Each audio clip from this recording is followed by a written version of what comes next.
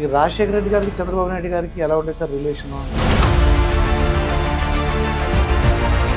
మాట ఇచ్చాడంటే అది జరగాలంతే. చంద్రబాబు నాయుడు గారి దగ్గర కొన్నాళ్ళు వర్క్ చేశారు, ఎన్టీ రామారావు గారి దగ్గర కూడా మీరు వర్క్ చేశారు.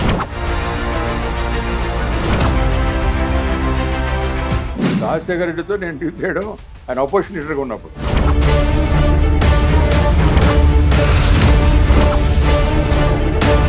నక్సలైట్లకి ఈ ఆయుధాలు ఎలా వస్తున్నాయి? ఎంతోమంది ఛత్తీస్గఢ్ పోలీసులు మన దగ్గరలాగే చనిపోయారు.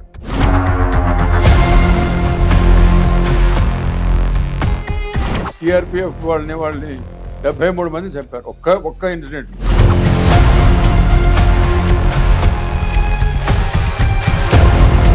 ఈ సంవత్సరానికల్లా వాళ్ళు నిర్మూలిస్తాము, నక్సలిజం ఉండకూడదు.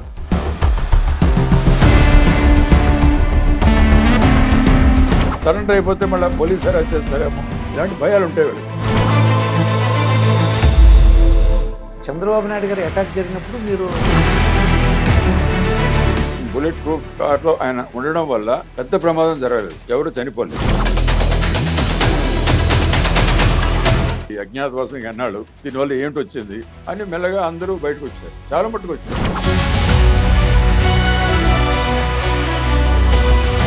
ఎప్పుడన్నా ఎవరన్నా రాజకీయ నాయకుడు మీ మీద ఒత్తిడి తీసుకురావడం కానీ? 3వ అంతస్తు నుంచి కింద వరకు వచ్చేవాడు ఎవరన్నా సాగనంపడానికి.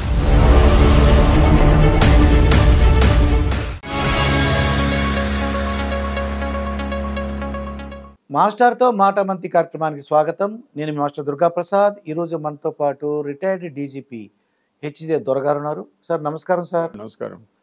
దొరగారు అంటే నిజంగా పేరెంట్స్ నేను అప్రిషియేట్ చేస్తాను సార్. అంటే ఎస్పీలని పోలీస్ అధికారులు దొర అని పిలుస్తుంటారండి, మీ పేరులోనే దొర ఉందండి. అది మా ఫ్యామిలీ నేమ్ అలాగ వచ్చింది. అది వి బిలాంగ్ టు శ్రీకాకుళం. మా ఫాదర్ హెచ్ఎస్ దొర, అప్పుడు ఎమ్మెల్యేగా ఉండేవాడు మొట్టమొదట.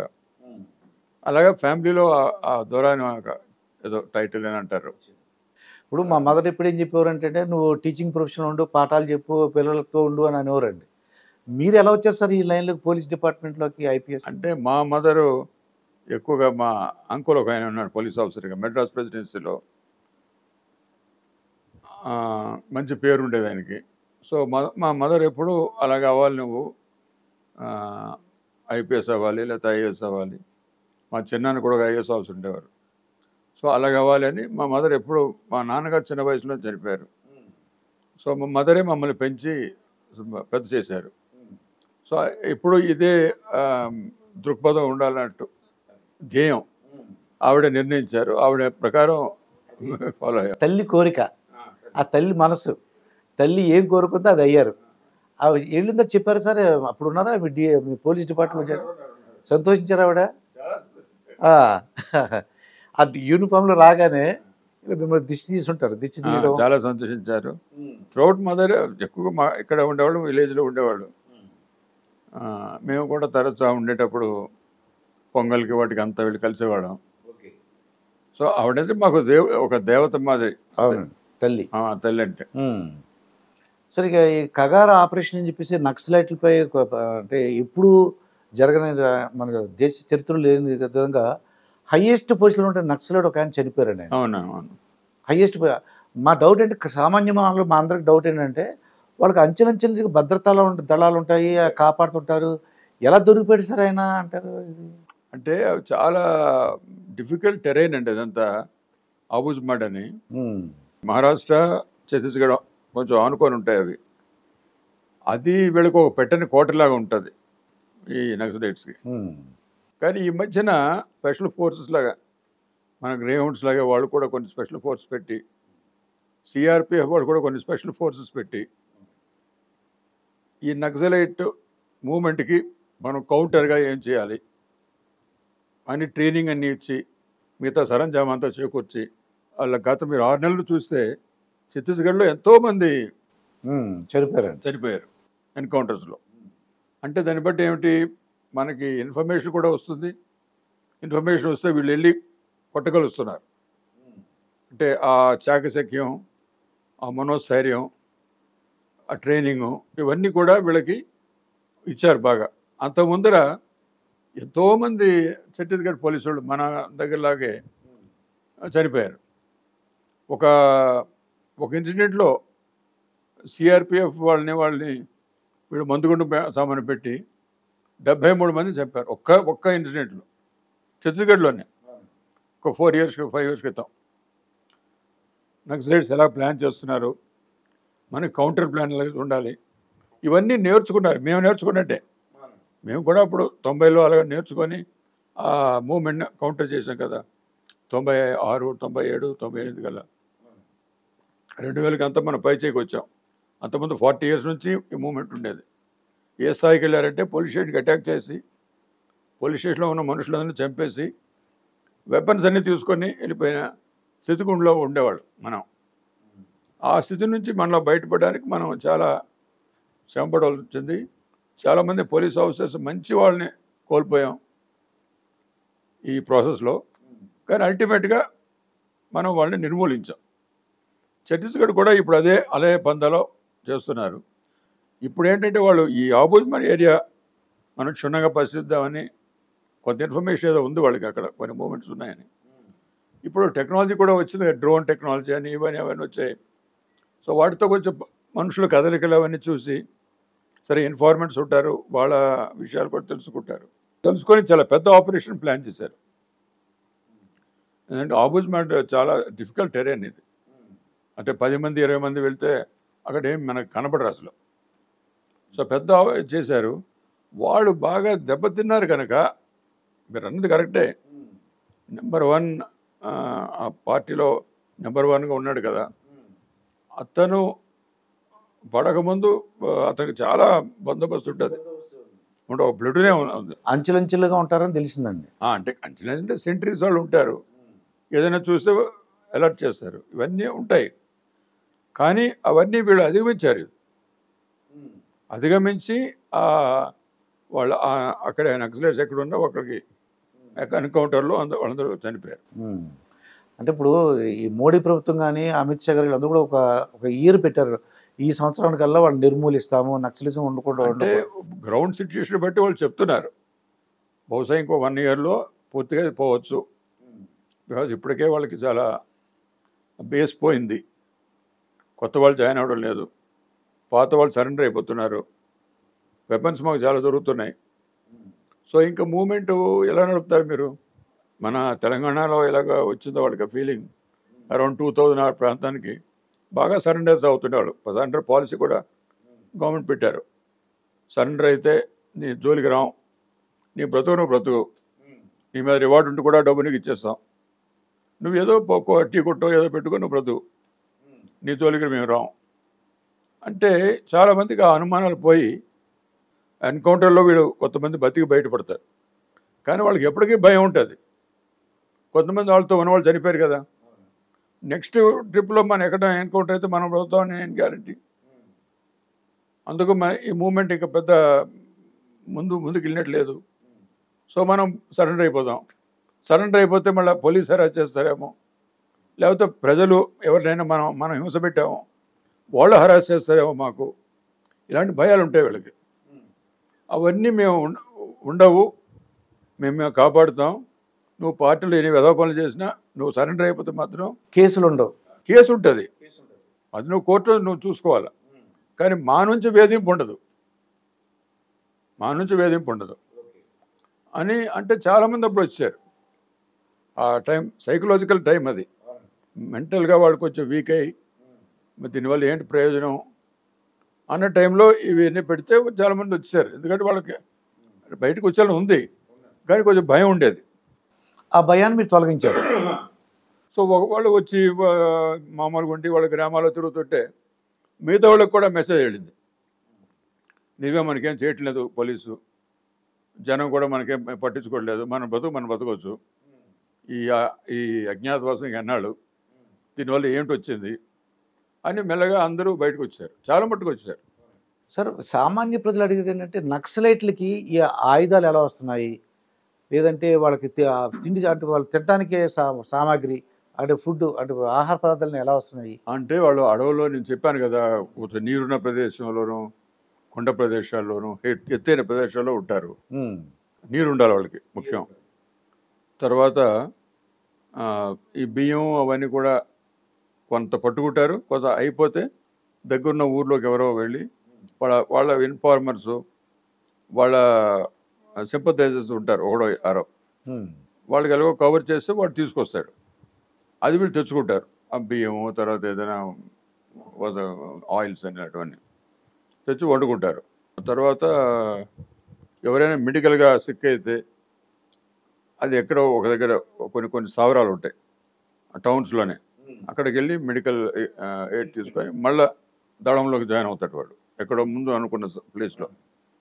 అవి హైలీ సీక్రెట్ ఆర్గనైజేషన్. ఇవి ఎవరికి మనం చొరవ చేసుకొని చెప్పడానికి కూడా లేదు, అంత నమ్మకస్తులను పెట్టుకుంటారు వాళ్ళు. ఆయుధాలు అంటే ఇప్పుడు నార్త్ ఇండియాలోనూ కొన్ని సోర్స్ ఉన్నాయి వాళ్ళకి, బీహారు ఇలాంటి చోట్ల, బెంగాల్, కొన్ని బార్డర్ ఏరియాస్ నుంచి కూడా స్మగుల్ చేసి కొంటారు వీళ్ళు. అది కాకుండా వీళ్ళు కొన్ని టపంచాలు అని ఇవన్నీ కొన్ని, అంటే బుల్లెట్ పెట్టి నొక్కితే ట్రిగరు, అది కొంత దూరం వెళ్ళి ఎవరికైనా దగ్గర మనిషి ఎనిమిది దగ్గర ఉంటే కొంచెం ప్రమాదం చేస్తారు. అలాంటివి కొన్ని మ్యానుఫ్యాక్చరింగ్ యూనిట్ కూడా పెట్టుకున్నారు అక్కడక్కడ, ఓన్గా తయారు చేసే ఇవి కూడా పెట్టుకున్నారు. అలాగే గ్రెనేడ్స్ కూడా తయారు చేశారు, కానీ ఆ గ్రెనేడ్స్ పెద్దగా పనిచేయలేదు. తయారు చేశారు వేస్తుండేవాళ్ళు, కానీ అలా పెద్దగా అంటే ఆ టెక్నాలజీలో వాళ్ళు ఇంకా ఇది రాలేదు. తర్వాత రాకెట్ లాంచర్స్ అని అవన్నీ తర్వాత పెట్టారు అన్నారు, కానీ ఎక్కువగా మన ఆయుధాలే చాలా ఉన్నాయి వాళ్ళ దగ్గర. పోలీస్ స్టేషన్ అటాక్ చేసి 12-15 ఆయుధాలు తీసుకెళ్ళిపోయేవాడు కదా. అవునండి. ఈస్ట్ గోదావరిలో కూడా ఒకసారి అయింది. అంటే ఎవరిని చంపలేదు, అటాక్ చేసి వెపన్స్ అని తీసుకుని వెళ్ళిపోయారు, ఎవరిని చంపలేదు. అలాగే కొన్ని పోలీస్ స్టేషన్లో చాలా, వెస్ట్ మన ఆదిలాబాద్లో మొత్తం ఒక పోలీస్ స్టేషన్ అందరినీ చంపేసి ఆ వెపన్స్ తీసుకుపోయారు. ఖమ్మంలో ఒక పోలీస్ స్టేషన్ అటాక్ చేసి చాలామందిని చంపేశారు, 13 మందిని, ఎంతమంది, ఆ వెపన్స్ అన్ని తీసుకుపోయారు. ఛత్తీస్గఢ్లో కూడా చాలా స్థావరాలు అటాక్ చేసి మొత్తం వెపన్స్ తీసుకున్నారు. ఒరిస్సాలో కూడా తీసుకున్నారు. వాళ్ళది పైచేయి ఉండేది అప్పుడు ఈ వెపన్స్ అన్నీ తీసుకునేవాడు వాడు. సో అలాగా ఆ వెపన్స్ అన్ని సమకూర్చుకోవడం, లైట్ మెషిన్ గన్స్, మంచి వెపన్స్ అన్ని సంపాదించుకొని దాంతో మళ్ళా పోలీసుల మీద ప్రతీకారం. చంద్రబాబు నాయుడు గారు అటాక్ జరిగినప్పుడు మీరు అప్పుడు డిప్యూటేషన్ మీద ఢిల్లీలో ఉన్నారు. తెలిసింది ఆ తర్వాత విషయం అండి? తర్వాత తెలిసింది. యాక్చువల్లీ నేను అక్కడ బుల్లెట్ ప్రూఫ్ కార్ ఒకటి పెట్టాను తిరుపతిలో, విశాఖపట్నంలో బుల్లెట్ ప్రూఫ్ కార్స్. ఆ బుల్లెట్ ప్రూఫ్ కార్లో ఆయన ఉండడం వల్ల పెద్ద ప్రమాదం జరగలేదు, ఎవరు చనిపోలేదు. ఏదో కొంతమందికి గాయాలైనాయి, ఇవన్నీ. సీఎం ఫ్రంట్ సీట్లో ఉన్నాడు, కానీ అది కూడా ఆయన పెద్దగా లేదు. తెలంగాణ డిస్ట్రిక్ట్స్కి బుల్లెట్ ప్రూఫ్ వెహికల్స్ ఇద్దామని ప్రపోజల్ నేను పెడితే సరే అన్నారు. సో దాంతోపాటు నేను ఏమన్నా అంటే హైదరాబాద్లో 2 పెడదాం, విశాఖపట్నం, విజయవాడ, తిరుపతి. ఎందుకంటే మన నాయకులే కాదు, గవర్నమెంట్ ఆఫ్ ఇండియా నుంచి కూడా చాలామంది వస్తారు. ఓ చీఫ్ జస్టిస్ వస్తాడు, ఓ సెటిల్ మినిస్టర్ వస్తాడు. ఇలాంటి టైంలో వాళ్ళు పెట్టుకోవడం మంచిది కదా అని నేను పెట్టాను. అవి ప్రపోజల్ పెట్టారు మీరు? అవి యాక్సెప్ట్ చేశారు గవర్నమెంట్. సో ఆ బుల్లెట్ ప్రూఫ్ కార్లు ఆయన ఉండడం వల్ల ఆ టైంలో ఆయనకి ఏమలేదు. మామూలు కార్ అయితే అసలు క్వశ్చనే లేదు. అంటే మా సామాన్య ప్రజలు ఏమంటారంటే, మా ఇన్ఫర్మేషన్ ఇంటెలిజెన్స్ ఉంటారు కదా సార్, వాళ్ళు ముందే పసిగట్టలేపారంటారా ఈ చంద్రబాబు నాయుడు గారి దాడి? చెప్పారు ప్రతిదీ పసిగట్టడం కష్టం అండి, ప్రతి విషయం కూడా. బట్ ఆ దాడిలో ఏమైనా జరగవచ్చని చాలా చెక్ చేస్తారు. అవన్నీ చెకింగ్స్ అన్నీ అయినాయి అప్పటికి. అయితే అక్కడ వైర్లు కానీ అలాంటివి ఏమీ లేవు. ఇదేంటంటే ల్యాండ్ మైన్ కాదు, క్లేమో మైన్. బుషెస్లో అక్కడ పెడతారు సైడ్లో, అది వచ్చి కారు కొడుతుంది, చాలా పవర్ఫుల్గా కొడుతుంది. బుల్లెట్ ప్రూఫ్ కారు కనుక అది ఆగింది, కారు పడిపోయింది. కానీ లోపల ఉన్న వాళ్ళకి అవి పడిపోవడం వల్ల వెనకాల ఉన్న వాళ్ళకి కొన్ని దెబ్బలు తగిలాయి. తెరబడిపోయింది అంటారు కదా, దాని ఇంపాక్ట్ అంత ఇంపాక్ట్ అది. దానివల్ల కొన్ని దెబ్బలు తగిలాయి, కానీ ఎవరికి ప్రాణ నష్టం అనేది జరగలేదు. ఇప్పుడు గ్రే హౌండ్స్ అని కొత్తగా మీ ఆధ్వర్యంలో ముందే ఉండేదండి గ్రే హౌండ్స్. ఉండేది, దాన్ని యాక్టివేట్ చేసాం మా టైంలో. టైంలో యాక్టివేట్ చేశారు. మళ్ళీ వాళ్ళకి బాగా ట్రైనింగ్ ఇచ్చి, మళ్ళీ మంచి యంగ్స్టర్స్ని ఇచ్చి, అందరికీ ట్రైనింగ్ ఇచ్చి బాగా, అప్పుడు మంచి ఉత్సాహంతో పనిచేశారు వాళ్ళు. రివార్డ్స్ ఇచ్చి అవన్నీ గవర్నమెంట్ ఒప్పుకున్నారు వీటన్నిటికి కూడా. అవునండి. అందుకు యాక్సిలరేట్ ప్రమోషన్స్ అని ఇలాంటివన్నీ ఇవ్వడం వల్ల వాళ్ళు ఉత్సాహంగా పనిచేశారు. మాకు కాకినాడ దగ్గర ఆంజనేయులు గారు ఉండేవారండి. ఆంజనేయులు ఏంటంటే అతను కానిస్టేబుల్గా ఉండి ఏదో నక్సలైట్లు బాగా ఎన్కౌంటర్ స్పెషలిస్ట్ అంట ఆయన. అయితే ఆయనకి సిఏ ప్రమోషన్, ఎస్ఏ ప్రమోషన్ ఇచ్చారు. ఉంటాడు. చాలా అంటే ఏంటంటే వాళ్ళకి ఎంకరేజ్మెంట్ అనమాట. ఎంకరేజ్మెంట్ అంటే కానిస్టేబుల్, హెడ్ కానిస్టేబుల్ అయిపోతే అక్కడ నుంచి ఎస్ఐ అవ్వడం, రిటైర్ అయినప్పుడు సిఏ అవ్వడం జరిగిపోద్ది. లేకపోతే అతను మహా అయితే రిటైర్ అవ్వముందు ఎస్ఐ రిటైర్ అవుతాడు. అంటే చాలా యాక్టివ్ మనిషి అయితే, పరీక్షలు పాస్ అయ్యి ఇవన్నీ అయితే అవుతాడు. లేకపోతే కానిస్టేబుల్, హెడ్ కానిస్టేబుల్ రిటైర్ అయిపోతాడు అంతే. ఇప్పుడు గ్రే హౌండ్ అనేది మీరు డెవలప్ చేశారు. బాగా మీరు దాన్ని యాక్టివేట్ చేశారు. అంటే ఏ విధంగా ముఖ్యంగా వాళ్ళకి ఏంటంటే అంటే పోలీస్ ట్రైనింగ్ కానీ ట్రైనింగ్, ఈ మిలిటరీ ట్రైనింగ్ ఇచ్చాం. మిలిటరీ ట్రైనింగ్ ఇచ్చారండి. ఎందుకంటే నక్సలైట్స్ ఆ ప్లాన్స్తో చేస్తున్నారు, అటాక్ చేశారు. మీ పోలీస్ స్టేషన్ నేను డీజీ అయినా కొన్ని ఖమ్మంలో పోలీస్ స్టేషన్ అటాక్ చేశారు. సో అక్కడ వెళ్ళి స్టడీ చేసి వాళ్ళ ప్లాన్స్ ఎలా ఉన్నాయి, మనకి ఎలాగ అటాక్ చేస్తారని అది స్టడీ చేసి దానికి కౌంటర్గా మనం తీసుకోవాల్సిన మెజర్స్ ఏంటి అన్నీ మనం మనుషులు చెప్పి మా ఆఫీసర్స్కి, మెన్కి, ఈ గ్రే హౌండ్స్కి, సో మనం ఎలాగ ఇన్ఫర్మేషన్ రాబట్టాలి, ఎలాగ అటాక్ చేయాలి, ఇలాంటివన్నీ. మా డౌట్ ఏంటంటే మాలాంటి వాళ్ళకి మీ మనసులో భయం ఉండదండి? అంటే నక్సలైట్లు ప్రతీకార చర్య ఉంటుంది, మీ మీద అటాక్ చేస్తారు, పగబడతారు అంటే అది వాళ్ళు తప్పకుండా పగబడతారు. కానీ మరి మేము తీసుకోవాలని జాగ్రత్తలు మేము తీసుకోవాలి. ఇప్పుడు వ్యాసులో ఫ్యామిలీ మెంబర్స్ ఉంటారు అనుకోండి, ఎందుకండి వద్దండి ట్రాన్స్ఫర్ చేయించుకోండి, అది కరెక్ట్ కాదు. ఎందుకంటే పోలీస్ డిపార్ట్మెంట్లో వచ్చాక ఇలాంటి ఒడిదుడుకులు ఉంటాయి, ఇలాంటి హజార్డ్స్ ఉంటాయి, ఇలాంటి ప్రమాదాలు ఉంటాయి అని మాకు తెలుసు తెలుసు తెలుసు కానీ మేము మా డ్యూటీ మేము చేయాలి అంతే. అంతే. అది ఇంక భగవంతుడు తీసుకోవాలి, రక్షించాలి మనకి. ఇప్పుడు చంద్రబాబు నాయుడు గారు సీఎం అంటే ఎన్టీ రామారావు గారు రెండోసారి అయిన తర్వాత ఆయన దగ్గర నుంచి సీఎం పదవి చంద్రబాబు నాయుడు గారు వచ్చిందండి. అప్పుడు కూడా మీరు ఇక్కడ లేనట్టున్నారు. ఇక్కడే ఉన్నాను. నేను క్రైమ్ బ్రాంచ్లో అట్లా ఉన్నాను. క్రైమ్ బ్రాంచ్లో ఉన్నారు. అంటే మా డౌట్ ఏంటి, ఇంటెలిజెన్స్ వాళ్ళు ఉంటారు కదా, సీఎం గారికి చెప్పాలి కదండి, ఏమంటే మీ మీద కుట్ర జరుగుతుంది, మీకు వెన్నుపోటు పొరుస్తారట. అప్పుడు అలాగే వచ్చే సర్కమ్స్టెన్సెస్ వచ్చాయి. అలాగే ఆ ఇంటెలిజెన్స్ వాళ్ళు కూడా మరి అంటే ఎన్టీ రామారావు తెలియక మొత్తానికి తెలియలేదు ఆయనకి, లక్ష్మీభారతి గారు కానీ తెలుసు వాళ్ళకి, ఎమ్మెల్యే వెళ్ళిపోతున్నారని ఇవన్నీ 1-2 రోజుల ముందే తెలుసు. కానీ మరి ఎవరి దృక్పథం వాళ్ళది కదా, అంత ధైర్యం చేయలేమో అనేసి ఎన్టీ రామారావు గారికి భరోసా అనుకున్నాడు. బట్ వాళ్ళేమో కొంచెం మనస్పర్ధలు వచ్చి అటు వెళ్ళిపోయారు. సో చంద్రబాబు నాయుడు అనుకున్నారు. ఇంకా అవన్నీ మనకు తెలిసినవే కదా. చంద్రబాబు నాయుడు గారి దగ్గర కొన్నాళ్ళు వర్క్ చేశారు, ఎన్టీ రామారావు గారి దగ్గర కూడా మీరు వర్క్ చేశారు. ఎన్టీ రామారావు దగ్గర చాలా కాలం చేశాను, చాలా కాలం ఇంటెలిజెన్స్ సైడ్గా. చంద్రబాబు నాయుడు వచ్చాక నాకు డీజీగా చేశాడు, తర్వాత డీజీపీగా.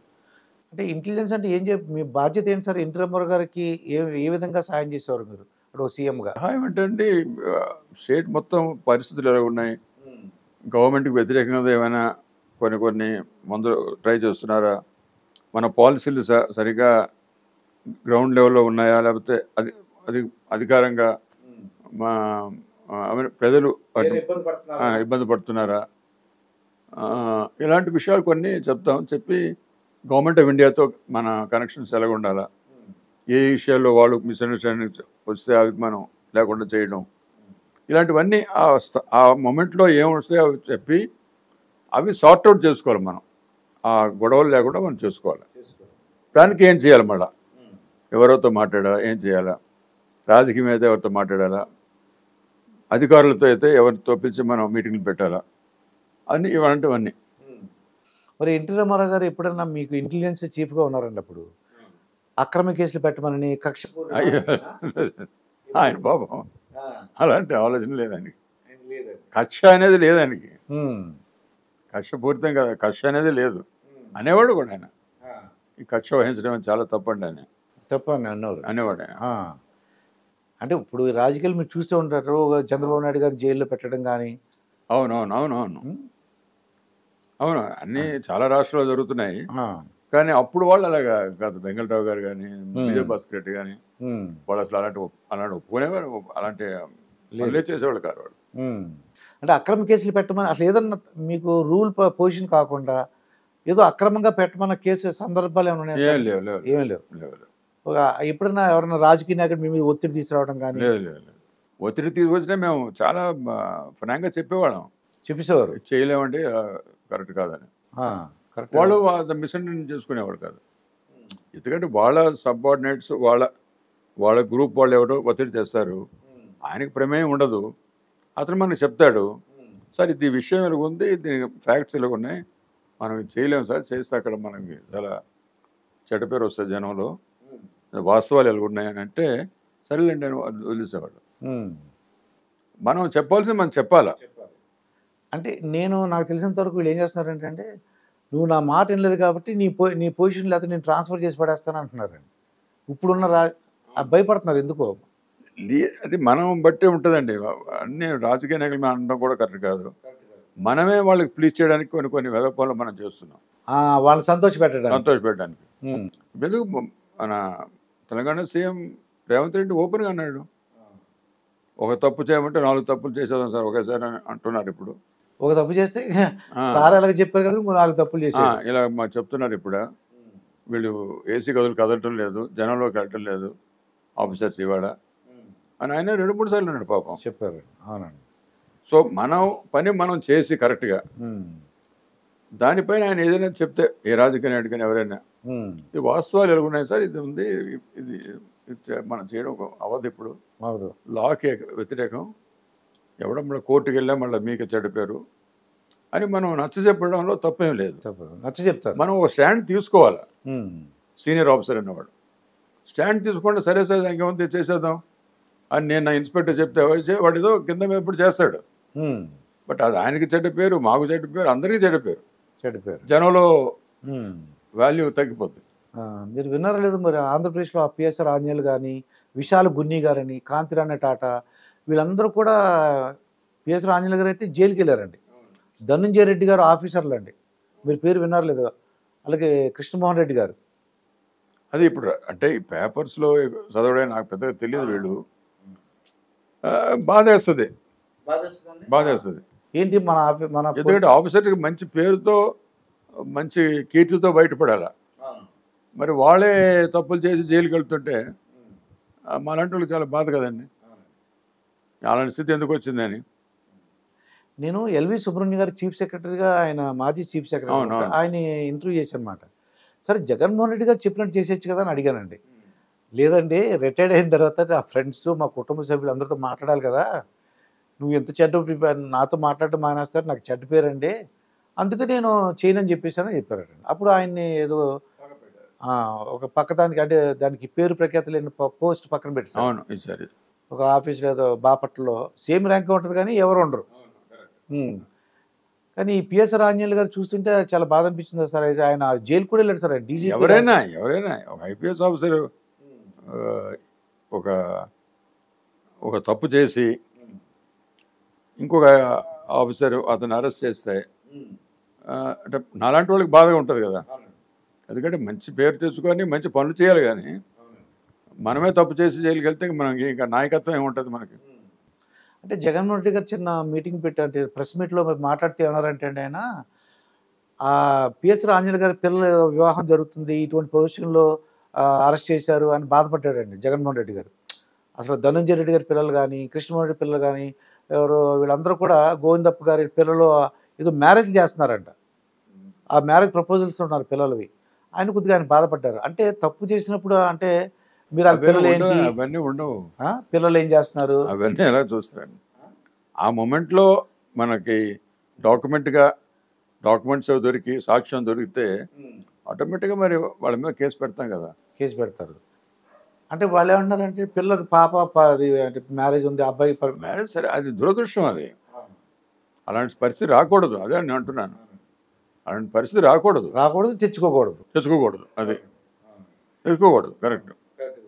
అన్యాయంగా అక్రమంగా అంటే ఆయన మీద చాలా ఆరోపణలు వచ్చేసినాయి అన్నమాట అండి.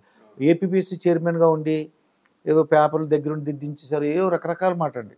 అది నిజంతో మనకు తెలియదు అనుకోండి. తెలియదు. కానీ మీలాంటి ఆఫీసర్ని చూస్తుంటే నాకు చాలా ఏంటి ఇంత స్ట్రిక్ట్ ఆఫీసర్లు, మీరు దొరగారు ఇలా మాట్లాడారు, వీళ్ళు ఇలా అరెస్ట్ అయ్యారు ఏంటి అనిపిస్తుంది మాకు. మీరంటే గౌరవప్రద అంటే 10 మందికి కూడా ఎంతో చూడగానే ఎంతో గౌరవించేవారు. వెంగళరావు గారి దగ్గర కానీ వెంగళరావు హోమ్ మినిస్టర్ ఉండేవాడు. అప్పుడు కూడా మాకు బాగా పరిచయం. తర్వాత సీఎం అయ్యారు. సో ఏవో విషయాలు చెప్తుంటే మేము ఉన్నది చెప్పేవాళ్ళం. మేము ఏం అసలు మాకు అధైర్యమే లేదు. ఉన్నది ఉన్నట్టు సార్ ఇది ఉంది మన ఇది కుదరదు అని అంటే సరేలేండి వదిలేది అనేవాడు వెంకటరావు గారు. ఎంతమంది ముఖ్యమంత్రులు అంటే మీరు ఈ డిపార్ట్మెంట్కి వచ్చిన తర్వాత ఎంతమంది ముఖ్యమంత్రులు చూసారు సార్? స్టార్టింగ్ ఎవరున్నారని ముఖ్యమంత్రిగా? బ్రహ్మానంద రెడ్డి గారు. తర్వాత పివి నరసింహరావు గారు. పివి నరసింహ గారు నాకు బాగా పరిచయం ఉన్నాయి. బికాజ్ వరంగల్ వచ్చేసాం కదా. ఓకే. ఆయన ఊరే వరంగల్. వరంగల్ ఎప్పుడు వచ్చేవాడు, కూర్చునేవాడు ఆయన. తర్వాత నేను డిఏజీ కూడా వరంగల్ చేశాను. ఓకే. సో ఎప్పుడు వెళ్ళి ఆ టీపీకి వెళ్ళినా రా కూర్చో అనేవాడు. అంటే ఇప్పుడు అక్కడ హోమ్ మినిస్టర్ నిలబడితే వీళ్ళు నిలబడక్కలేదండి, రా కూర్చో. ఆయన కూర్చోమనేవాడు. ఆయన కింద కూర్చునేవాడు పివి నరసింహారావు. ఆయనకి మంచం అది నడుము నొప్పి ఏదో ఉందని నేను యూనిఫామ్లో వేసుకొని వెళ్ళేవాడిని. సో కుర్చీ వేయించేవాడు నాకు. నువ్వు కూర్చొని యూనిఫామ్లో ఉన్నావు, కూర్చో అక్కడ అని వెళ్తూ ఒక గంట సేపు మాట్లాడేవాడు ఏవో విషయాల మీద. పివి నరసింహరావు గారు తర్వాత జలగ వెంగళరావు గారు. ఆయన స్టైల్ ఎలా ఉంది సార్ ముఖ్యమంత్రిగా? జలగ వెంగళరావు గారు ఎలా ఉంది సార్? చాలా గొప్ప ముఖ్యమంత్రి. వెంగళరావు చాలా అంటే ఆయనకి క్లియర్ పిక్చర్ ఉందండి. ఏం చేయాలి, ఏం చేయకూడదు, స్టేట్ని గ్రోత్ ఎలా పెంచాలా, అలా క్లియర్గా ఆయన మైండ్ ఉంటే ఆఫీసర్కి చాలా సుఖం. దాని ప్రకారం వెళ్ళిపోతాం మేము. వెంకటరావు విషయంలో అది చాలా క్లియర్గా ఉండేది. ఆయన కూడా చాలా క్లిష్ట పరిస్థితి ఎదుర్కొన్నాడు మొదట్లో. తర్వాత ఇందిరాగాంధీ సపోర్ట్ అది ఉండేది, పుంజుకున్నాడు. ఆయన కూడా 5 years ఉన్నాడు. తర్వాత పివి నరసింహారావు అనుకుంటాను. అప్పుడు మన ఆంధ్ర స్టేషను గొడవల్లో మళ్ళీ ప్రెసిడెంట్ రూల్ అది పెట్టారు. ఆయనకి చాలా పెద్ద పేరు ఉంది ఢిల్లీలో. డిఫెన్స్ సెక్రటరీ చాలా కాలం చేశాడు. సరైన తర్వాత మళ్ళీ పాపులర్ గవర్నమెంట్ వచ్చినాక వెంగళరావు సీఎం అయ్యారు. మధ్యలో బాగా ఎవరు బాగా మాట్లాడేవారు సార్ సీఎంలు? ఆ పనితీరు ఎలా ఉండేదని ఒక్కొక్కరిది ఒక్కొక్క బాగుండేది. విజయభాస్కర్ రెడ్డి కూడా చాలా పెద్ద మనిషి అండి. చాలా అది చీప్ ట్రిక్స్ అవన్నీ ఆయనకి ఇష్టం లేదు. చాలా హుందాగా ఉండేవాడు. ఎవరికి ఇవ్వాల్సిన గౌరవం ఇచ్చేవాడు ఆయన. చాలా చాలా హాయిగా ఉంటుంది ఆయన దగ్గర పనిచేయడం. ఇది విజయభాస్కర్ రెడ్డి. తర్వాత చెన్నారెడ్డి అండి. అమ్మ చాలా మంచి సీఎం. అయ్యో ఆనెస్ట్ ఆఫీసర్ చాలా రెస్పెక్ట్ ఇస్తాడు ఆయన. చెన్నారెడ్డి గారు ఆయనకేవో ఆయన ఉండవలసిన ఆయనకునే మనకు అనవసరం. మన పనిలో ఆయన ఇంటర్ఫియర్ కాడు. బాగా పనిచేస్తే అప్రిషియేట్ చేస్తాడు. And very sharp. ఆయన వెరీ షార్ప్ అండ్ అసెప్టివ్ చెన్నారెడ్డి గారు. అంటే 1000 కోట్లు సంపాదించాలి డబ్బులని అటువంటి ఆలోచనలు సీఎంలు ఉన్నాయి సార్ మీ ఆధ్వర్యం మీరు చేసినప్పుడు? డబ్బులు తినేద్దాం డబ్బులు. ఇక ఎన్టీ రామారావు గారి గురించి మీకున్న సాన్నిధ్యం చెప్పండి. ఎన్టీ రామారావుతో బాగా సాన్నిధ్యం. ఎవరిని పిలిచేవారు సార్? దొరగారు అని పిలిచేవారే? దొరగారిని పిలిచారు. చాలా గౌరవం చేస్తాడు అవతల వాడిని. ఆ 3వ అంతస్తు నుంచి కింద వరకు వచ్చేవాడు ఎవరిని సాగనంపడానికి. మిమ్మల్ని కాదు, నన్ను కాదు. ఎవరైనా ఒక ex minister, Congress minister invitation ఇచ్చాడు అనుకోండి, ఆయన సాగనంపడానికి కింద వరకు వచ్చేవాడు. ఓకే, పైనుంచి కింద వరకు వచ్చి ఆయన కారు ఎక్కినాక మళ్ళీ వెళ్ళేవాడు లోపలికి. ఆయన ఏదో ఎక్స్ మినిస్టర్ ఏదో ఎక్కడో ఈయనకి తెలిసి ఉండొచ్చు. బట్ ఈయన సీఎం కదా ఇప్పుడు. అవునండి. అయినా సరే అంత మర్యాద చేసేవాడు. వాళ్ళు అనేవాళ్ళు మా ఓన్ సీఎం అయితే ఇలా రావడని. చాలా గౌరవంగా ట్రీట్ చేశాడు. ఆఫీసర్స్ కూడా చికాకు పడ్డం అదేమీ లేదు. బయట ఏదో పుకారు పడ మాట్లాడతారు కానీ అదేం లేదు. కరెక్ట్ కాదండి. ఇప్పుడు గారు అని పిలుస్తాడు. ఇప్పుడు దొరగారు. నేను ఆయన కొడుకు వయసులో ఉంటాను. నాకు ఆ టైంలో కొడుకు కంటే ఇంకా చిన్నవాడిని ఉంటాను నేను. బట్ ఎప్పుడు దొరగారే. దొరానే ఇప్పుడు రోసయ్య గారు వీళ్ళు దొరాని అంటారు, తప్పేం లేదు. అవును. పరిచయంతో వెంగళరావు కూడా దొర అని పిలిచేవాడు, కానీ ఆయన దొరగారు ఎన్టీ రామారావు గారు దొరగారు అని పిలిచే అంతే. ఫిలిం ఫీల్డ్ కూడా అలాగే ఉండేవాడు. తెల్లవాళ్ళు లేచిపోయి రెడీ అయిపోయేవాడు. ఆఫీసర్స్ మీటింగ్ అంటే 5 గంటలు పెట్టేవాడు. 5 గంటలకు మీటింగ్. అది మీరు తిట్టుకునేవారు సార్ అని తెల్లవారింటికి వెళ్ళడం చాలా కష్టంగా ఉండేది, కానీ మంచి బ్రేక్ఫాస్ట్ పెట్టేవాడు. మళ్ళీ బ్రేక్ 5 గంటలకి మళ్ళీ 8 o'clock కల్లా మళ్ళీ బయటపడేవాళ్ళం. బయటపడే ఇంటికి వచ్చి స్నానం వచ్చేసి మళ్ళీ ఆఫీస్కి వెళ్ళేవాళ్ళం. ఓకే, ముందు లేచి బ్రష్ చేసుకుని వెళ్ళిపోవడమే. ఓకే అండి. బికాజ్ ఆయన ఫిలిం ఫీల్డ్ నుంచి వచ్చాడు కదా, అదే అలవాట్లు ఇక్కడ కూడా కంటిన్యూ అయినాయి. అది మార్నింగ్స్ లేవడం.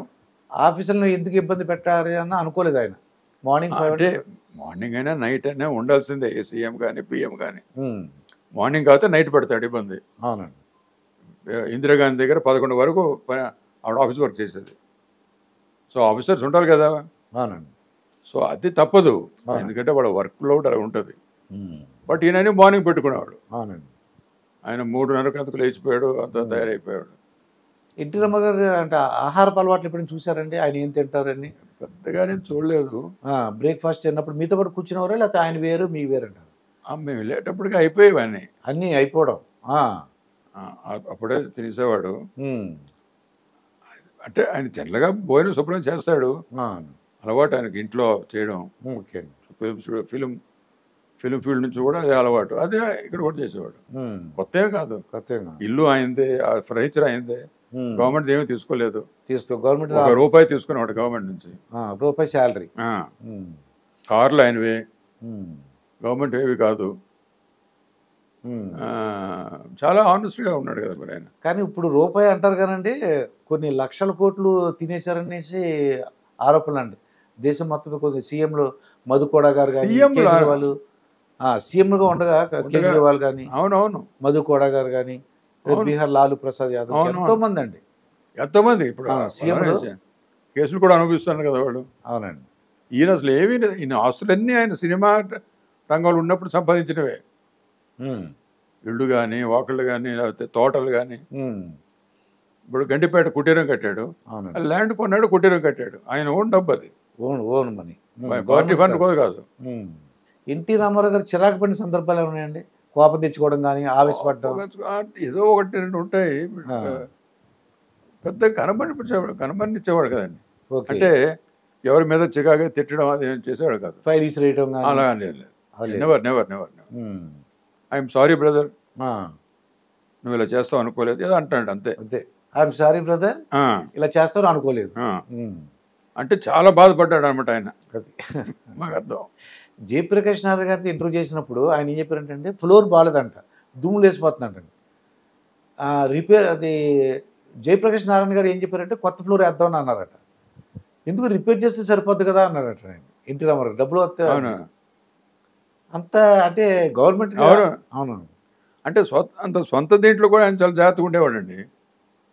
ఇప్పుడు ఆ ఇంటికి ఎక్కడగా హ్యాబిట్స్ ఇల్లు అవన్నీ చూస్తే అన్ని కడప స్లాబే ఉండేది, తాండూరు స్లాబ్. ఓకే. ఈ ఏంటది ఈ మార్బుల్కి ఏమి లేవు, అయ్యేం లేవు. అవును.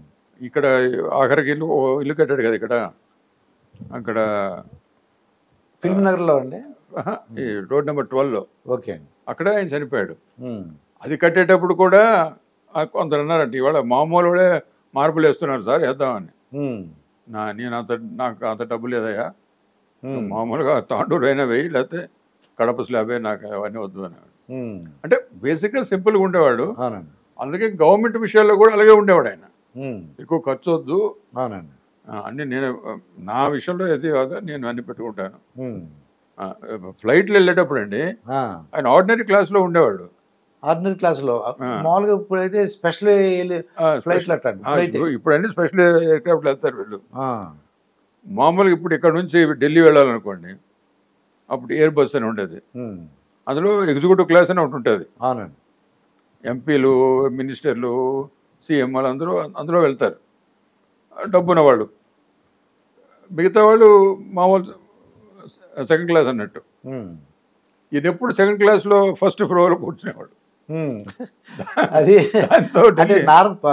సామాన్య ప్రజలతో పాటు దాంతో ఎంపీలు వాళ్ళందరూ వెళ్ళారు కదా ఢిల్లీ, ఆ, వాళ్ళందరికీ ఆ ఎగ్జిక్యూటివ్ క్లాస్లో రిజర్వేషన్స్ ఉంటాయి. అవును. కానీ అప్పుడు కూర్చునేవాడు కదా, వాళ్ళందరికీ ఆఖరికి వెళ్ళిపోయి ఎక్కడో ఖాళీ ఉన్న సీట్లు అక్కడ కూర్చునేవాడు. ఉమ్. ఎందుకంటే ఈయన ఇక్కడే ఉన్నాడు, ఈయన అది ఆయన మామూలుగా పేరు పెట్టుకొని ఎంపీలు అయ్యారు వీళ్ళంతా. ఉమ్, ఆయన అక్కడ కూర్చుని మనం ఎలాగా ఎగ్జిక్యూటివ్ క్లాస్లో కూర్చుంటాం అని వాళ్ళు వెళ్ళిపోయాడు, వెనక్కి వెళ్ళిపోయాడు. ఉమ్. నాకు ఎవరో చెప్పారండి, బిజినెస్ క్లాస్లో ఖాళీగా ఉంది వచ్చి కూర్చోమని అన్నారట ఎన్టీ రామారావు గారిని. లేదు నేను ఐ పేడ్ ఫర్ దిస్, నేను ఇక్కడే కూర్చుంటాను అన్న. లేదంటే ఖాళీగా ఉందని ఆ ఎయిర్ హోస్టెస్ పిలిచారటండి. ఖాళీ కదా, ఆయనకు ఎంటైటిల్మెంట్ కూడా ఉంది కదా, అవునండి, ఎంటైటిల్మెంట్ ఉంది కదా, ఆయనకు అవకాశం ఉంది. గవర్నమెంట్ అవునండి. నీకు ఇస్తున్నారు కదా. ఉమ్. బట్ ఆయన ఈ అందులో ఫస్ట్ రోలో ఉండేవాడు. అవునండి. సో ఈ ఎమ్మెల్యే మినిస్టర్ ఆయనతో ఢిల్లీ వెళ్ళేవాడు ఉన్నారు కదా, అవునండి. వాళ్ళందరూ కంగారు పడిపోయి వెనకాల ఎక్కడో ఖాళీ సీట్లు ఉంటే ఉమ్. అక్కడికి వెళ్ళి కూర్చునేవాడు. కూర్చున్నాను. ఆ, మరి ఎప్పుడైనా సలహాలు ఇచ్చేస్తా, సలహా ఇస్తే తీసుకుంటారండి, ఇలాగ చేస్తే మంచిది ఇలా చాలా చాలా నువ్వెవరు చెప్పడానికి చాలా అలాగా? చాలా ఆ? అలా లేనే లేదు, వినేవారు. అలాంటి యాటిట్యూడే లేదానికి. ఉమ్. ఎవరైనా చెప్తే వింటారు. వింటాడు వింటాడు, విన్నాను. ఎవరు చిన్న మనిషి చెప్పినా వింటాడు. ఉమ్. మీరు ఇప్పుడు ఈ జగన్మోహన్ రెడ్డి గారి అడ్మినిస్ట్రేషన్ అది విన్నారా సార్, ఎప్పుడైనా చూసారా? నాకు తెలియదు. అనుభవం లేదు. అనుభవం లేదు, చాలా చిన్నవాడు కదా. అవునండి. అంటే ఇప్పుడు ఆయన సీఎం అయిన తర్వాత విశేషాలు తెలుసుకున్నారా ఏమన్నా? ఆయన సీఎం అయిన తర్వాత ఎవరో చెప్పడం వల్ల కానీ మరి నేను అంటే చూడలేదు. ఆయన ఆధ్వర్యంలో చంద్రబాబు నాయుడు గారిని జైలు పంపించారు ఆయన, ఏదో కేసులు పెట్టి. అవునవును అవునవును. ఆ. అప్పుడు ఏమనిపించింది సార్ అది, మీరు అంటే మీకు తెలుసు కదా ఆయన. అంటే అంటే ఇవన్నీ కొంచెం ఉమ్. వెంటికి టూ నేస్తూనే చేస్తారు కదా. అదే అంటే కొద్దిగా ప్రతీకార చర్యలాగా, ఆ, కక్షపూర్తి చర్య. ఆ, అంటే ఏంటి, మీరు ఆయన దగ్గర ఒక డీజీగా ఉన్నారు. ఆ. మరి ఆయన డీజీ చేసిన వ్యక్తి ఆ చంద్రబాబు నాయుడు గారు మాజీ సీఎం, ఆయన జైలు కూర్చున్నారు. అప్పుడు మీకు ఎలా అనిపిస్తుంది అండి? దాని నుంచి బయట రావాలి. బయట రావాలి, రాజకీయంగా మీరు దెబ్బలాడాలి. అది రాజకీయంగా. ఆ, ఉమ్. ఈ ప్రభుత్వ యంత్రాంగాన్ని ఉమ్. దాని గురించి కక్ష సాధింపు గురించి వాడకూడదు. వాడకూడదండి. వాడితే మళ్ళీ వాళ్ళు పూర్ణకు వస్తే వాళ్ళు వాడతారు, మళ్ళీ మీరు వస్తే మీరు వాడతారు. ఉమ్. ఇది ప్రజలకి చాలా ఇబ్బందిగా ఉంటుంది, అసౌకర్యంగా ఉంటుందండి. ప్రజలకి కూడా చూడడానికి బాగుండదు. ఇది డెమోక్రసీ కదా. అవునండి. అలా అది అది అందుకే అలాంటి విషయాల్లో విజయభాస్కర్ రెడ్డి కూడా చాలా ఇది మనకు ఆదర్శం. అవునండి. విజయభాస్కర్ రెడ్డి విషయంలో ఏదో క్రికెట్ టోర్నమెంట్ చేస్తే టికెట్ కొనుక్కున్నారటండి ఆయన. కొనుక్కుంటాడు ఆయన. సీఎం గారు అయితే అసలు మామూలుగా వెళ్ళిపోవచ్చు. స్పోర్ట్స్ చాలా ఇంట్రెస్ట్ ఆయనకి. ఇక చంద్రబాబు నాయుడు గారి గురించి చెప్పండి సార్, మీరు మీ మాటలు. మీరు ఆయన చంద్రబాబు నాయుడు చాలా క్లియర్ హెడెడ్ మనిషి అండి ఆయన. మంచి రాజకీయ నాయకుడు, దిశానిర్దేశం చేస్తాడు.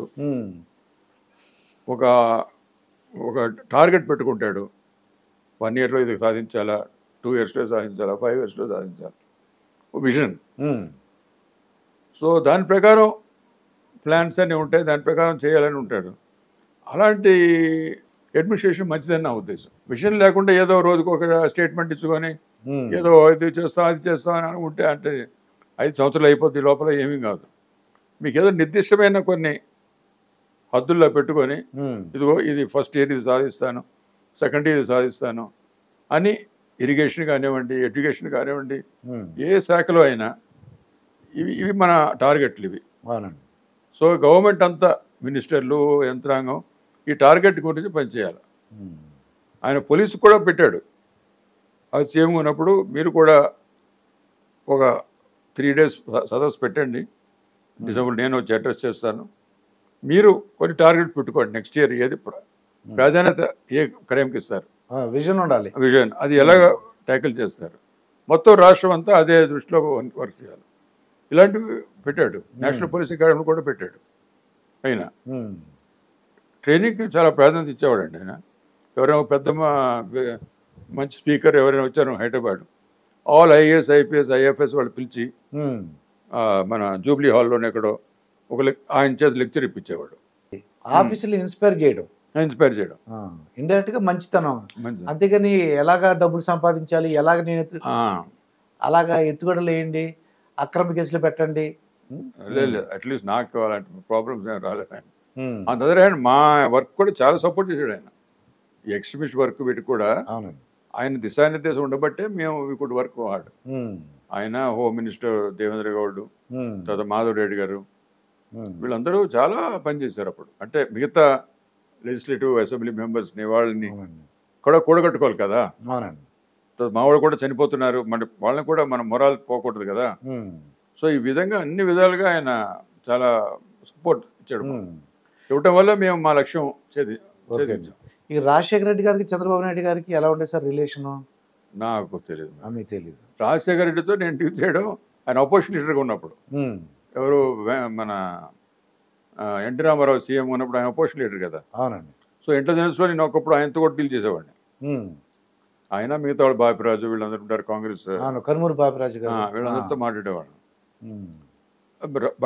బట్ ఎవరు మన రాజశేఖర రెడ్డి కూడా చాలా కట్టేసుకుంటేవాడు మనిషి.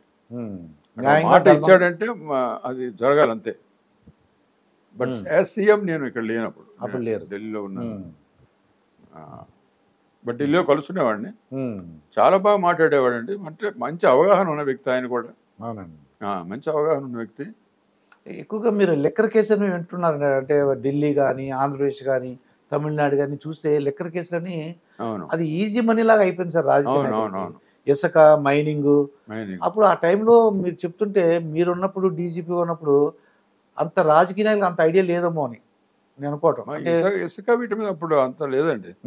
బట్ ఈ లిక్కర్లో చాలా మందికి మొదటి నుంచి గొడవలు వచ్చాయి. ఇప్పుడు ఎంజీ రామచంద్రన్ టైంలో కూడా ఏదో వచ్చింది అక్కడ. అంటే ఏదో ఒక మామూలు పెట్టుకోవడం. అవునండి. అంటే బ్రూవరీస్ కార్పొరేషన్ ఉంటుంది, వాడికి ఎవరు అమ్ముతారో ఏదో ఎంత పర్సంటేజ్ అని. అవునండి. అలాగా తీసుకునేవాళ్ళండి అని అంటారు. అవునండి. జనరల్గా ఇప్పుడు ఆంధ్రప్రదేశ్లో అదే గొడవ ఉందండి. 3,000 కోట్లు ఏదో జరిగింది, స్కామ్ జరిగింది అని చెప్పేసి ప్రభుత్వంలో ప్రతిపక్షం దెబ్బలాడుకుంటున్నాయి. చూడాలి మరి ఏం జరుగుతుంది. అదే కేసు ఏదో చూస్తున్నాం అన్నారు. పవన్ కళ్యాణ్ గారిది ఎప్పుడైనా పరిచయం ఉందా సార్? అంటే ఉంది కానీ రాజకీయాల్లో ఈ మధ్య నేను ఎప్పుడు కలలేదు. అసలు మీకు మరి ఎప్పుడు రాజకీయ అంటే విజయ రామారావు గారు ఆయన మినిస్టర్ అయ్యారు సార్, మీకు కూడా రాజకీయ అవకాశాలు వచ్చినాయి సార్? చాలా వచ్చాయి రాజకీయ అవకాశాలు, చాలా వచ్చాయి. చంద్రబాబు నాయుడు రమ్మన్నాడు నన్ను, జైపాల్ రెడ్డి పిలిచాడు, సోనియా గాంధీ తీసుకెళ్తాను, మంచి రాజకీయ కుటుంబం అనేది, శ్రీకాకుళం నువ్వే ఎంపీ అవుతావు అన్నారు. నేను అన్నా నాకు రాజకీయం ఏది ఇష్టం లేదయ్యా, నాకు రిటైర్మెంట్ అయినాక నేను ఏదో బయటగా ఉంటాను. నేను ఇన్నాళ్ళు 40 years గవర్నమెంట్లో చేసి సడన్ గా రాజకీయాలు దూకడం అంటే కష్టం నాకు. బికాజ్ రాజకీయాలను దగ్గర నుంచి చూశాను కదా ఇంటెలిజెన్స్ వాటిలో. అది చేయడం చాలా కష్టం అండి మనకి, చాలా కష్టం. చిరంజీవి గారు కూడా మిమ్మల్ని పిలిచినట్టు? చిరంజీవి గారు కూడా యాక్చువల్ అల్లు అర్జున్ పిలిచాడు అప్పుడు. పిలిచి ఏంటంటే అదే కొత్తగా పార్టీ పెట్టారు అండి, మీరు రావాలి దొరగారు రావాలి. మా వాళ్ళు కూడా శ్రీకాకుళం కొంతమంది అన్నారు మీరు వస్తే బాగుంటుంది అని. అంటే రాజకీయం నాకు ఇష్టం లేనప్పుడు మరి ఈ పార్టీ ఆ పార్టీ అని లేదు కదా, మరి అదంతా వద్దండి ఇప్పుడు అని. ఇప్పుడు ప్రెషర్ పెట్టలేదండి వచ్చే అని చెప్పేసి? అలాగే ఎప్పుడు కూడా ప్రెషర్ పెడితే నేను చెప్పేసేవాడిని కదా క్లియర్గా, నాకు ఆ దృక్పథం లేదు, నేను రాను, మీ పార్టీ కాదు ఏ పార్టీ నేను రాను చెప్పేవాడిని. మీకేంటి దొరగారు మీకు ఉన్నప్పుడు నిజంగానే నీతి నిజాయితీలో మీరు దొరగారు సార్, పేరు తగ్గదానికి నీతి నిజాయితీలో దొరగారు, ఇక దాంట్లో టాప్ మోస్ట్ అనమాట.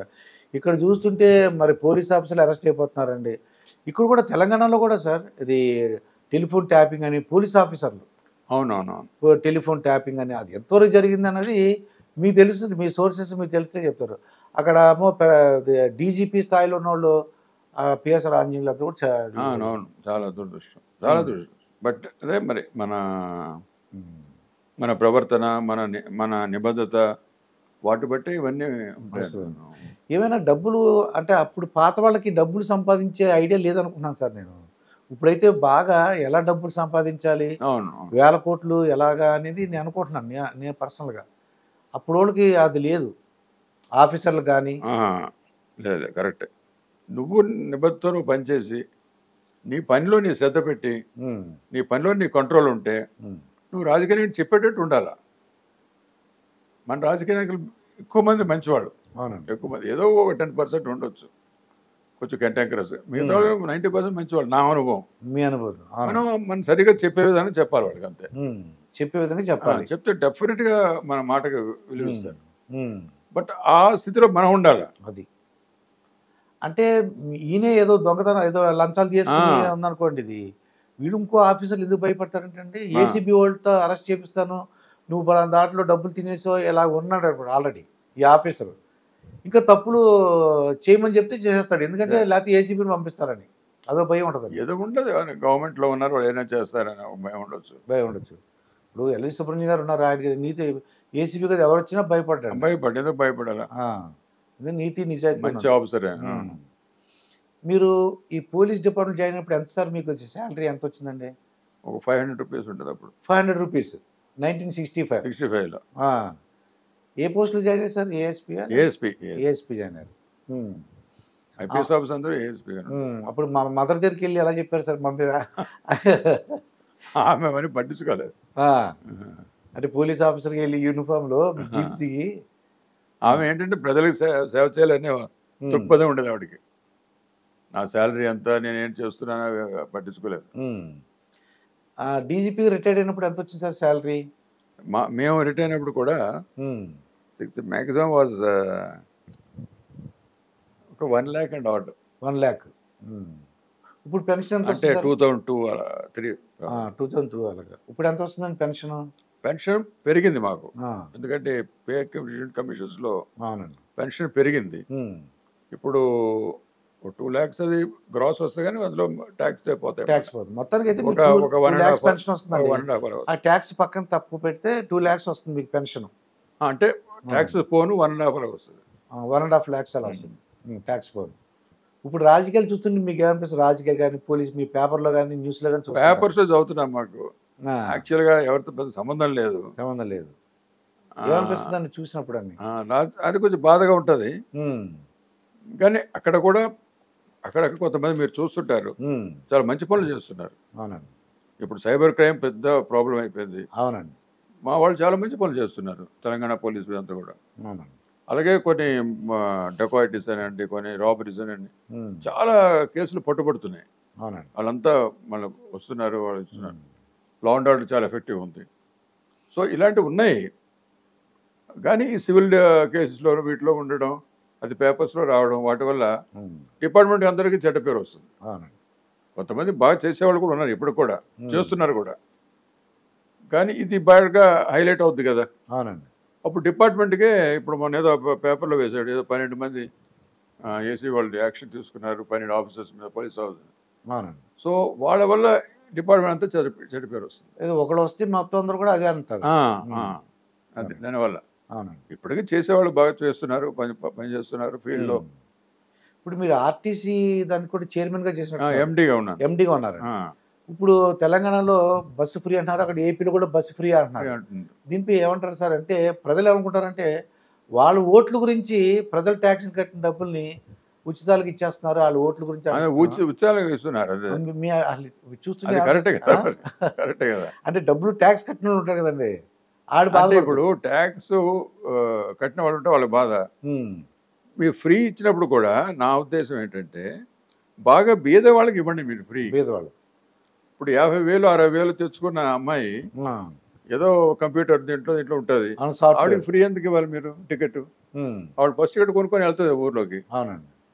ఇప్పుడు మండల్స్లో వీటిలో ఉంటారు చూడండి. అవునండి. ఫస్ట్ 5 kilometers 10 kilometersలో ఉంటారు. అది జెన్యూన్ ప్యాసింజర్స్ వాళ్ళు. ఏదో ప్రాబ్లం వచ్చి ఓ హాస్పిటల్కి వెళ్ళడం, ప్రాబ్లం వచ్చి మండల హెడ్ క్వార్టర్స్ ఆఫీస్కి వెళ్ళడం, అలాంటి వాళ్ళకి విదిన్ ది డిస్ట్రిక్ట్ సన్నకారు ఇది అంటే వాళ్ళకి మీరు ఫ్రీగా ఇవ్వండి. అంతేగాని డిస్ట్రిక్ట్ ఎవరు వెళ్తారు? డిస్ట్రిక్ట్ కొంచెం ఉన్నతమైన వాళ్ళే వెళ్తారు. మరి అవునండి. రోజు మనం ఎందుకు వెళ్తాం ఇంకో జిల్లాకి? శ్రీకాకుళం నుంచి విశాఖపట్నం ఎందుకు వెళ్తాను నేను? అవునండి. మన విశాఖపట్నం శ్రీకాకుళం ఎందుకు వెళ్తాను? సో అలా పరిమితం చేసి యాక్చువల్గా గ్రామస్తులకి వాళ్ళకి కొంచెం భేద స్థితిలో ఉన్న వాళ్ళకి ఫ్రీ అండితే అది బాగుంటుందండి. అందుకని అక్రాస్ ది టేబుల్ అందరికీ ఇచ్చేస్తున్నామంటే మరి గవర్నమెంట్ అంత పెట్టుకోవాలి కదా, మళ్ళీ ఆర్టిస్ట్కి ఇవ్వాలి కదా. మీరు చెప్పింది బాగుంది సార్. ఏంటంటే ₹1,00,000 వచ్చే సాఫ్ట్వేర్ ఇంజనీర్ లేడీ గర్ల్ ఉందనుకోండి, ఆ గర్ల్కి ఫ్రీయే. అవును. రోజు 100 రూపాయలకి లేకపోతే 500 సంపాదించుకుని ఆవిడ కూడా ఫ్రీ అంటే అది న్యాయం కాదు కదా, అది కరెక్ట్ కాదు. అది నేను అంటున్నాను. అలాంటి కంట్రోల్ చేసుకుని తెల్ల కార్డు ఉండాలి. ఏదో ఒకటి మనం క్రైటీరియా పెట్టాలి. ఒక ఫస్ట్ లేకపోతే మా జిల్లాలో లేకపోతే మండల్లో ఉమ్. నువ్వు మండలంలో తిరగడానికి నువ్వు పలానా మండల ఆ, మీ మండల హెడ్ క్వార్టర్స్కి వాటికి నువ్వు ఫ్రీగా వెళ్ళు. డిస్ట్రిక్ట్ హెడ్ క్వార్టర్స్ నీకు ఏం పని ఉంటుంది అవును. అంటే ఆ ఏరియా వరకు తిరగచ్చు, ఆ, డిస్ట్రిక్ట్ వరకు ఆ, లేకపోతే లేకపోతే డిస్ట్రిక్ట్ వరకు పెట్టుకోండి. ఉమ్. అంతవరకు పెట్టుకుంటే మనకు అది న్యాయం. అవునండి. మరి ఇలా ప్రతిదీ మీరు చేసుకొని వెళ్ళిపోతుంటే ఉమ్. మీరు తర్వాత డబ్బు వాళ్ళకి పే చేయలేకపోతే ఆర్టీసీకి అవును. అది కుంటి బండి అయిపోద్ది. ఉమ్. అప్పుడు మళ్ళీ ప్రజలు మిమ్మల్ని తిడతారు, అవును. ఏంటి ఏదో బస్సులు ఉన్నాయి, ఉమ్. బస్సులు రీప్లేస్ చేయట్లేదు, ఉమ్. డొక్కు బస్సులు వస్తున్నాయి అని అంటారు. అవునండి. బాగా సంతోషం కలిగిన సంఘటనలు అంటే బాధ కలిగిన సంఘటనలు కూడా ఉన్నాయి సార్ ఏమైనా జీవితం మీ ఎక్స్పీరియన్స్లో మొత్తం మొత్తం 40 years వర్క్ చేసి ఉంటారు మీరు. 40 hours చేశాను. ఉమ్. అంటే నేను సడన్గా ఏం చెప్తాను మీరు అంటే అంటే బాగా సంతోషంగా అంటే అవార్డ్స్ మీకు చాలా అవార్డ్స్ వచ్చి ఉంటాయి, రివార్డ్స్ వచ్చి ఉంటాయి. అవార్డ్స్ పెద్ద నేను ఇంపార్టెన్స్ ఇచ్చేవాడిని కాదండి. ఆ. అవార్డ్స్ చాలా వచ్చాయి. అప్రిషియేషన్ సీఎంస్ పిఎంస్ అందరి నుంచి వచ్చింది. ఉమ్. అప్పుడు వాజ్పేయి గారు ఉండేవాళ్ళు, తర్వాత అద్వానీ గారు ఉండేవాళ్ళు. అన్ని మీటింగ్స్లో మమ్మల్ని పొగిడేవాళ్ళు, చాలా బాగా చేస్తున్నారు ఏపీ పోలీస్ అని. ఉమ్. అది పెద్ద ఇది కాదు, అంటే అది మా మెన్ అంతా వాళ్ళతో అందరూ కష్టపడిన దానికి ఉమ్. ప్రతిఫలం. బట్ ఎవరైనా ఒక ఆర్డినరీ పర్సన్ దగ్గరకు వచ్చి ఆయన ప్రాబ్లమ్ని సార్ట్అవుట్ చేసి ఆయన ఏదో ఇంటి స్థలమో లేకపోతే ఇంకో స్థలమో ఉమ్. అలా చాలామంది చేశాను నేను. చేశారు. అబ్బో వాళ్ళు నాకు లెటర్స్ రాసినా ఉమ్.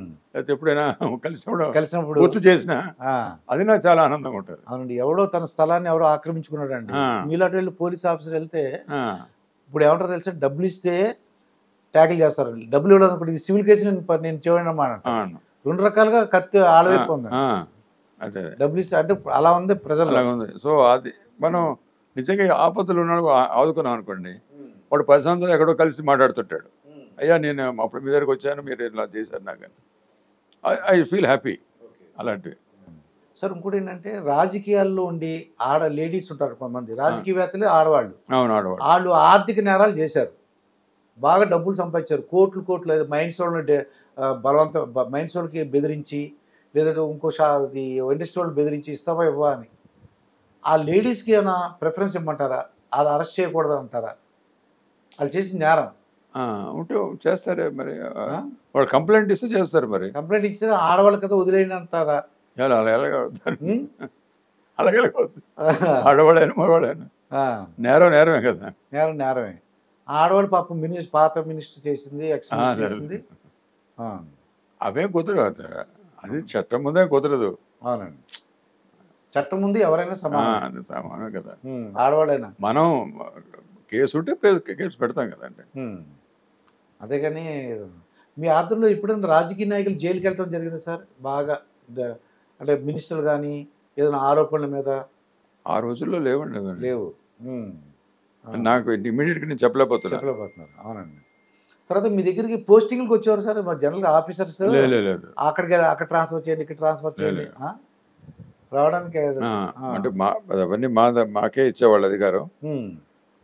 హోమ్ మినిస్టర్తో మేము డిస్కస్ చేసుకునేవాళ్ళం, చేసుకొని ఈ కారణాల వల్ల వీళ్ళకి ఇక్కడ వేస్తున్నా అని చెప్పేవాళ్ళం అంతే.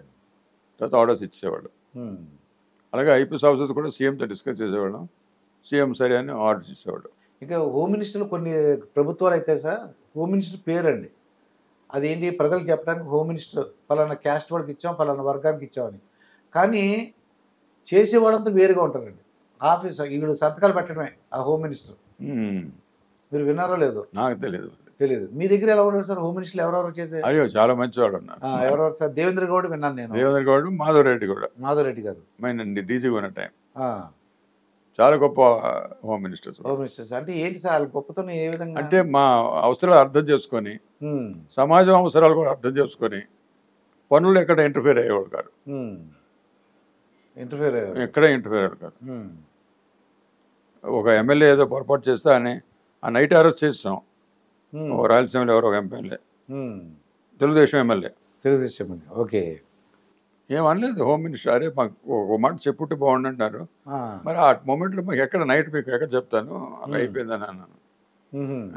ఆ నైట్ వెళ్ళిపోయి చేశారు. ఇప్పుడైతే మిమ్మల్ని అడుగుతారు సార్, మిమ్మల్ని సస్పెండ్ చేస్తారు. నువ్వు నాకు చెప్పకుండా ఎందుకు చేసావు అని చెప్పేసి చెప్పాలి కదా అని. కానీ ఇప్పుడు ఎమ్మెల్యేలో ఎన్ని కూడా కొంతమంది సార్ రాసలీళ్ళని మన ఆఫీసులు కూడా రాసలీలని వస్తున్నాయి సార్. అవి మీ దగ్గర అలా అవి అలాంటి ఆడవాళ్ళు లేదు. ఇప్పుడు కూడా అవి ఎంతవరకు రైజ్ ఉంటారో మనకు తెలియదు. బట్ అలాంటివి మనం we had complete control of department. ఇంకోటి ఏంటి త్వరగారు, మీరు పోలీసు అప్పుడు ఆ డిపార్ట్మెంట్ ఇప్పటికి తేడా ఏంటంటే, ఇప్పుడు కెమెరా సిస్టమ్ అని, సెల్ ఫోన్స్, ఎన్ని సెల్ ఫోన్ ఆధారంగా తొందరగా వాళ్ళు ఐడెంటిఫై చేయగలుగుతున్నారు. అంటే నేరం జరిగింది అనుకోండి, తొందరగా ఐడెంటిఫై చేయగలుగుతున్నారు. చాలా నేరాలు కెమెరాస్ వల్ల బయటకు వస్తారు. అవును. తర్వాత ఒక లాడ్జ్లో ఉన్నారు ఒక అబ్బాయి అమ్మాయి, పోలీసులు భయపడేవారండి. మేము ఎప్పుడన్నా వెళ్ళినప్పుడు మన ఆధార్ కార్డులు ఉండేవి కాదు. కాకపోతే ఏంటంటే ఫోటోలు పెట్టుకునేవాళ్ళం అండి. ఫోటోలు పెట్టుకోవడమా మీ ఇద్దరం ఏదన్నా చూపించేవాళ్ళం. ఇప్పుడు అదేం లేదు సార్. ఇప్పుడు కుటుంబ సంబంధం ఒక అబ్బాయి ఒక అమ్మాయి ఏదైనా ఉండొచ్చు. అసలు కుటుంబ సంబంధాలు మారిపోయినండి అన్ని డెఫినేషన్స్. మీకు ఎంతమంది సార్ పిల్లలు? ఇద్దరు. ఎంత పిల్లలు ఏంటంటే అబ్బాయి అమ్మాయి? అబ్బాయి ఒక అమ్మాయి. అమ్మాయి ఇంగ్లాండ్ ఉంది. అమ్మాయి ఇంగ్లాండ్. అబ్బాయి గండిపేటలో ఉంటాడు. అక్కడ ఏదో కంప్యూటర్ కంపెనీకి పనిచేస్తాడు అమెరికాలో. వాళ్ళు ఇంట్రెస్ట్ చూపించలేదండి పోలీస్ డిపార్ట్మెంట్కి రావాలి? మాత్రం చూపించలేదు. అంటే మీరు చెప్పలేదా లేదంటే? నా వైఫ్ చెప్తుండేది వాళ్ళకి, కానీ వాళ్ళు ఏమాత్రం చూపించలేదు. మేడం గారు ఏం చెప్పారండి? పోలీస్ డిపార్ట్మెంట్ రమ్మని చెప్పారు. కానీ వాళ్ళు తెలియండి, వాళ్ళ ఇంట్రెస్ట్ వాళ్ళకు ఉంటుంది. ఇంకా పవన్ కళ్యాణ్ గారితో పరిచయాలు ఉన్నాయి సార్ ఎప్పుడన్నా? అంటే 1-2 సార్లు కలిసామండి. కలిసారు అంటే ఆయన చిన్నప్పుడు, ఇంకా నేను డీజీగా ఉన్నప్పుడు, అంటే ఆయన చిన్న వయసు కదా. అవును. ఏదో ఫంక్షన్కి రమ్మన్నారు, రవీంద్ర భారతి అది వెళ్ళాను. ఈ మధ్య మాత్రం నేను కలవలేదు. కానీ మీరు తెలుస్తారులేండి, మంచి వ్యక్తి. అంటే మీరు చూడటం ఎలా ఉంది సార్? చంద్రబాబు నాయుడు ప్రభుత్వం కానీ ఇక్కడ రేవంత్ రెడ్డి బాగుందని అంటున్నారండి. చంద్రబాబు బాగానే నడిపిస్తున్నారు, బ్యాలెన్స్డ్గా ఉందంటున్నారు. తర్వాత మోడీతో కూడా మంచి సంబంధాలు ఉన్నాయి. అవునండి. So government of India help కూడా బాగా వస్తుంది కదా. సో దానివల్ల ఆంధ్ర కొంచెం బాగుపడడానికి అవకాశం ఉందని అనుకుంటున్నాను. నాకు ఉన్న ఏంటంటే, చంద్రబాబు నాయుడు గారు ఎక్కువ ఆఫీసర్లు ఇంటర్వ్యూ చేసినప్పుడు నాకు తెలిసిందండి, పొద్దు నుంచి సాయంకాలం వరకు 10 to ఈవినింగ్ 8 వరకు పెడతారండి. లంచ్ అది పెడతారు. అనవసరం అవన్నీ, అంత లాంగ్ మీటింగ్ అక్కర్లేదు. మన చాలా డీటెయిల్స్లోకి వెళ్తాడు ఆయన. ఇప్పుడు ఏదైనా సలహా ఉంటే గబగబా చెప్తే సరిపోతుంది. అవునవును. వీళ్ళు మార్నింగ్ 10 నుంచి నైట్ 8 వరకు అంటే కొద్దిగా ఇబ్బందిగా ఉంటుంది. వాళ్ళే ఫీల్డ్లోకి వెళ్ళి పనిచేయాలి కదా మళ్ళీ. అవునండి. సో అంతసేపు అక్కర్లేదు. సీఎం లెవెల్లో మ్యాక్సిమం 2 hours 3 hours అంతే. సబ్జెక్ట్ బట్టి అంతే. ఇంకా మీ డైలీ రొటీన్ ఎలా ఉంటుంది సార్? డైలీ రొటీన్ ఎన్ని గంటలు వేస్తారు? ఇప్పుడు రిటైర్ అయిపోగా ఇప్పుడు నా ఇష్టం కదా. మీ ఇష్టం. జనరల్గా అంటే మీరు పోలీసు ఇంకా ఒక రెగ్యులర్గా 6:30 లేస్తాను. 6:30 లేస్తారు. కొన్ని ఎక్సర్సైజ్ చేస్తాను, న్యూస్ పేపర్ చదువుతాను. తర్వాత నేను సత్సాయి ఆర్గనైజేషన్లో ఉన్నాను.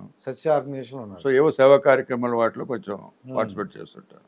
ఎందుకంటే మా చిన్నప్పుడు తెలిసిన వాళ్ళు ఐజే నాయుడు గారు కూడా చీఫ్ సెక్రటరీ చేసి ఆయన సత్యసాయిబాబు గారు దాంట్లోకి వెళ్ళారు. అవునవును, చాలా డివోట్ ఆయన. ఐజే నాయుడు అని ఫ్యామిలీ అంతా నాకు తెలుసు బాగా. వాళ్ళందరూ నాకు బాగా తెలుసు. అవునండి. మరి 3 పూట్ల భోజనం చేస్తారా లేకపోతే? లేదు, భోజనం చేస్తాను. 3 పూట్ల normal vegetarian food. Vegetarian, non vegetarian కాదండి. మానేసాను, ఎప్పుడో మానేసాను. జనరల్గా పోలీస్ ఆఫీసర్ అంటే లావుగా ఉండి పెద్ద పొట్టేసుకుంటారు, కానీ మీరు చాలా స్లిమ్గా ఉన్నారు. ఎంత సార్ ఇప్పుడు వయసు? 80 years. కానీ ఇంకొక 20 years మీరు నెమ్మదిగా చాలు. ఇదే ఎక్కువ సంవత్సరాలు అనిపిస్తున్నాయి. లేదు సార్, అంటే ఏం లేదు, మీ సలహాలు కొన్ని మీ సూచనలు అటువంటి అవకాశం కూడా ఇవ్వండి సార్, మంచివి. సమాజానికి మీలాంటి వాళ్ళు అంటే కాలేజీల్లోనూ ఏదైనా యూనివర్సిటీలో అవకాశం, అరే బాబు నేను ఇలా చేశాను చెప్తుంటాను. కొద్దిగా ఇన్స్పిరేషన్, కొద్దిగా ఇన్స్పైరింగ్గా ఉంటుందని నాకు కోరిస్తారు. అది అలాంటివైనా ఉంటే చెప్తుంటాను. మీరు వాళ్ళకి కూడా చెప్తాను. పోలీస్ ఆఫీసర్, ఎందుకంటే ఇప్పుడు వచ్చిన పోలీస్ ఆఫీసర్ కూడా మీరు చెప్పినట్టు రిక్రూట్మెంట్ అంతా చాలా బాగుంటుందండి. మా రిక్రూట్మెంట్ అంతా సిన్సియర్గా కరెక్ట్గా చేస్తారు. అందుకు చాలా తక్కువ స్థితిలో ఉన్నవాళ్ళు కూడా వచ్చేస్తారు. మీరు హోమ్ మినిస్టర్ ఎవరు అన్నారు? మాధవరెడ్డి గారు, దేవేంద్ర గౌడ్ గారు. నేను డీజీ కొన్నప్పుడు. అంతకుముందు సార్, అంతకుముందు మామూలుగా ఇంకెవరన్నా వాళ్ళు చాలామంది హోమ్ మినిస్టర్ ఉండేవాడు. అంత ఇంపార్టెంట్ అంటే రాజకీయంగా అంత ప్రామినెంట్ పీపుల్ కారు. అంత వెయిట్ ఉండేది కాదు వాళ్ళకి. ముఖ్యంగా సీఎం చూసుకునేవాడు ఎక్కువ. లా అండ్ ఆర్డర్ ఇవన్నీ సీఎంఏ కదా. అవునండి. చాలా మంచి విషయాలు చెప్పారు సార్ అన్నీ కూడా. ఇంకెప్పుడు కూడా మంచి ఏదన్నా ప్రజలకు ఉపయోగపడే ఉంటే కూడా మళ్ళీ ఇంకొకసారి ఇంటర్వ్యూ ఇద్దరు అలాగే తప్పకుండా తప్పకుండా తప్పకుండా. ఎందుకంటే అంటే మీలాంటి వాళ్ళు వస్తే మాకు ఇన్స్పైరింగ్గా ఉంటుందండి. అలాగే ఇప్పుడు 8 years అన్నారు. ఓహో, నేను ఇంకా కూడా వర్క్ చేయగలను నాకు ఒక సంతోషం ఉందండి నాకు. అలాగే తప్పకుండా తప్పకుండా. ఇదండి రిటైర్డ్ డీజీపీ హెచ్జే దొరగారితో జరిగిన ఇంటర్వ్యూ. మరొక ఇంటర్వ్యూతో మీ ముందుంటాను, మీ మాస్టర్ దుర్గా ప్రసాద్. నమస్కారం సార్. నమస్కారం.